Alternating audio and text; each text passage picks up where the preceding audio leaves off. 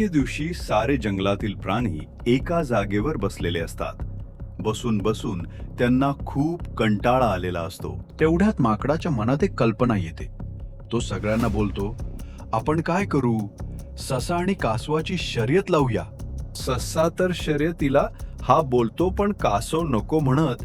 ससा मनातल्या मनात विचार करतो की हा कासव चालणार, मी पळणार. हा माझ्याशी जिंकायची गोष्ट लांब, हा तर माझे कधी बरोबरी पण करू शकत नाही. ससा बोलतो, मी तर तयार आहे शर्यतीला, पण जिंकणाऱ्याला काय बक्षीस देणार तुम्ही? माकड म्हणतात, हा तर आपण विचारच केला नाही. मग सगळे विचार करायला लागतात. तेव्हा हत्तीच्या मनात एक कल्पना येते. तो म्हणतो, जिंकणाऱ्याला आपण खूप मोठं घर बांधून देऊया.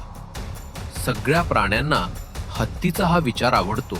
कासव मनातल्या मनात विचार करतो की जिंकणार तर ससा आहे, पण आपल्याला प्रयत्न करायला काय जातंय, चला आपण हो म्हणूया.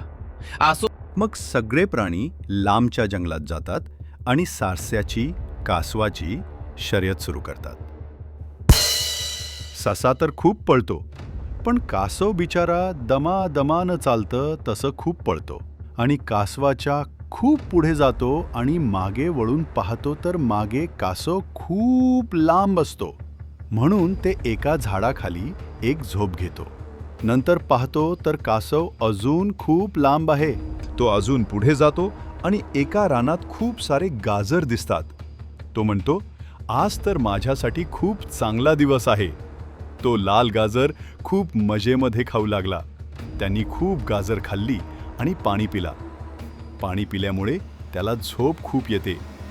कासव दिसत नाही. तो मजेमध्ये झोपतो आणि तो खूप उशिरापर्यंत झोपतो.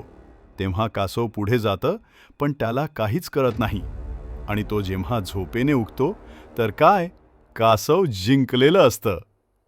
मग त्याला समजतं आपण किती मोठी चुकी केली आहे. आपल्याला या गोष्टीतून हा बोध भेटतो की आळस हा माणसाचा शत्रू आहे. त्यामुळे आपण कोणत्याही कामात आळस नाही केला पाहिजे. जर ही आपली गोष्ट आवडली तर चॅनलला सबस्क्राईब करा आणि बेल आयकॉन दाबायला विसरू नका. धन्यवाद.